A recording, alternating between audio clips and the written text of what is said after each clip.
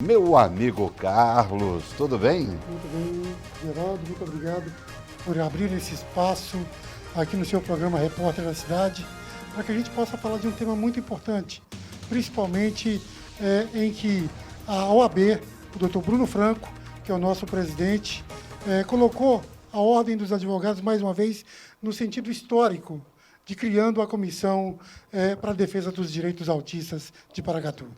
Carlos, doutor Carlos, explica aqui para os nossos telespectadores o que é o autismo. O autismo é um transtorno do espectro autista, né? O transtorno do espectro autista, alguns consideram como se fosse uma doença. Se fosse doença, trataria, teria cura. Mas não, todo autista, ele permanece, nasce autista e morre autista. O que nós precisamos discutir, Geraldo, é a questão de que tipo de políticas públicas, principalmente o poder público, poderá disponibilizar para as famílias que têm dentro dos seus membros alguém com transtorno do espectro autista. Isso acontece aqui em Paracatu, Carlos? Olha só, as APAES, principalmente a APAE de Paracatu, ela tem um papel fundamental, principalmente no atendimento às famílias que têm um deficiente físico. Mas nós estamos buscando, juntamente com a associação, junto com um conjunto de pessoas que buscam fazer com que esse tema seja abordado com maior ênfase, principalmente nos termos do atendimento e o acesso às políticas públicas, para que o portador do autismo tenha acesso a uma terapia que possa minimizar o sofrimento de uma mãe que tem um filho, ou que tem alguém na família com autismo, possa estar inserido nesse tratamento. Eu observo que a OAB aqui de Paracatu, a 31ª subseção, ela tem abraçado muitas causas sociais e em todo sentido. Eu quero parabenizar o doutor Bruno, todos os advogados de Paracatu, e em especial você, que está à frente da comissão. Eu queria, inclusive, Carlos, fazer uma pergunta aqui. Nós estamos observando aqui que foi criado recentemente em Porto Velho. A gente tem que dar Ctrl+C, Ctrl+V nas notícias boas, nos projetos bons. Olha só, Carteira Municipal de Identificação do Autista garante atenção integral em Porto Velho. Existe essa possibilidade de fazer isso aqui em Paracatu ou já existe esse projeto aqui? Ô, Geraldo, eu primeiro gostaria de parabenizar o doutor Bruno Franco, que é o nosso presidente da nossa subseção aqui de Paracatu, que, de uma forma histórica, como eu havia falado, criou, principalmente no sentido de, na busca por justiça social, tem colocado os advogados de Paracatu, tem colocado a nossa subseção na defesa desses direitos sociais. E criou a nossa comissão. A questão da carteirinha já é um projeto nacional.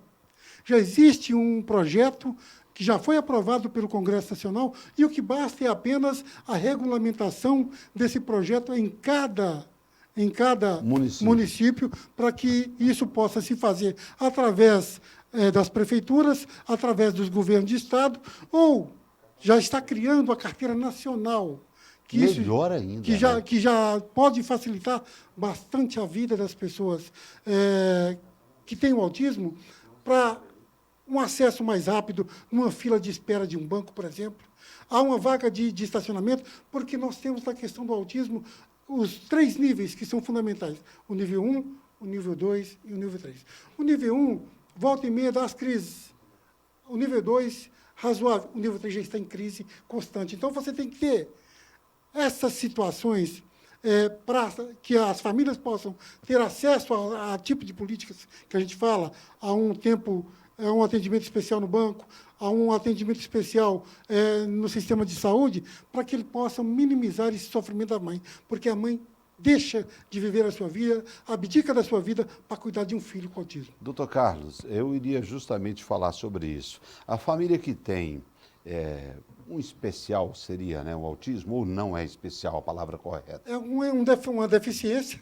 Sim. É uma deficiência, mas tem as suas peculiaridades diferentes de outros. A família para de viver, então, de certa forma, né, muda totalmente a rotina, não é isso? Completamente.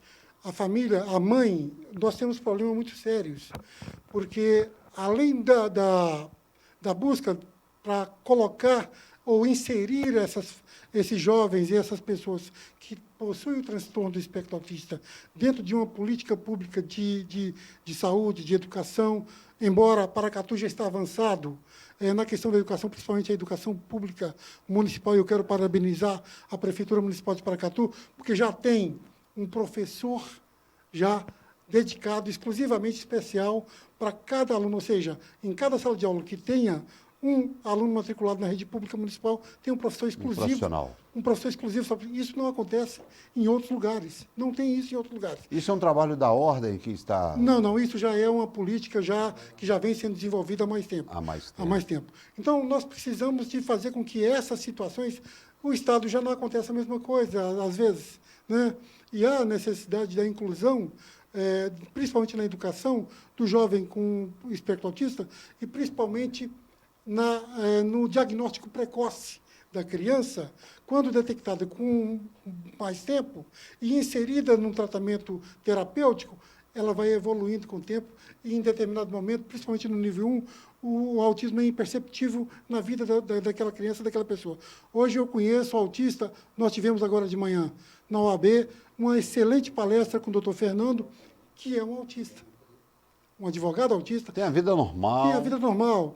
Nós temos casos de alunos, uma professora de Patos de Minas, que tem uma filha de 19 anos estudando medicina na Faculdade de Atenas com autismo. Então, assim... De acordo do grau, vive normalmente. Agora, e tem as crises que nós precisamos entender o contexto disso e tratar, e embora, como nós dissemos no início, o problema da questão da família, principalmente da mãe, é a sobrecarga que ela vive exclusivamente. Ela precisa de tratamento também. Sim. Ela precisa de um psicólogo. Sim. Ela precisa de um acompanhamento. Nós tivemos casos, eu faço parte do movimento Orgulho Autista Brasil, que é um movimento nacional. Nós tivemos mãe agora recentemente, no Rio Grande do Sul, participante do movimento, que não aguentou essa sobrecarga e acabou tirando a sua própria vida. Carlos, como está esse processo de regulamentação dessas minúcias aqui na Câmara de Paracatu? Aqui em Paracatu existem alguns projetos que já tramitou, e a nossa principal...